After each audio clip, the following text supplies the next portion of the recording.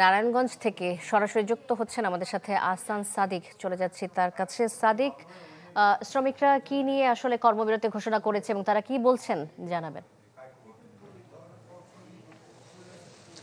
শান্তা, দ্বিতীয় দিনের মতো কিন্তু নারায়ণগঞ্জে যে শ্রমিকদের কর্মবিরতি সেটি কিন্তু চলছে এবং আজকে সকালেও কিন্তু নারায়ণগঞ্জের যে ৫ নং ঘাট থেকে নিতাইগঞ্জ এলাকা রয়েছে এখানে কিন্তু কর্মবিরতি চলছে।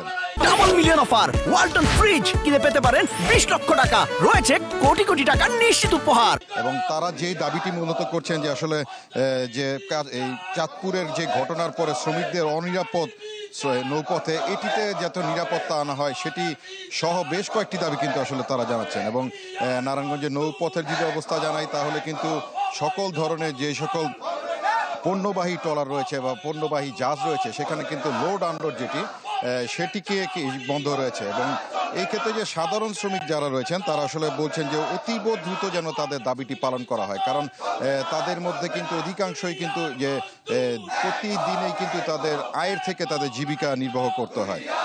তো শ্রমিকরা একটি দাবি যে নিরাপত্তায় তাদের যে শ্রমিকদের পথ যে নৌপথ সেখানে আসলে পূর্ণ নিরাপত্তাটাই আসলে তারা দাবি করছে। তো দেখছেন এখন পর্যন্ত কিন্তু নারায়ণগঞ্জের ৫ নম্বর ঘাট এলাকা থেকে নিতাইগঞ্জ পর্যন্ত কিন্তু শ্রমিক বিক্ষোভ কিন্তু এখন অব্যাহত রয়েছে। তো এই হচ্ছে নারায়ণগঞ্জ থেকে সর্বশেষ। সাদিক, ধন্যবাদ আপনাকে।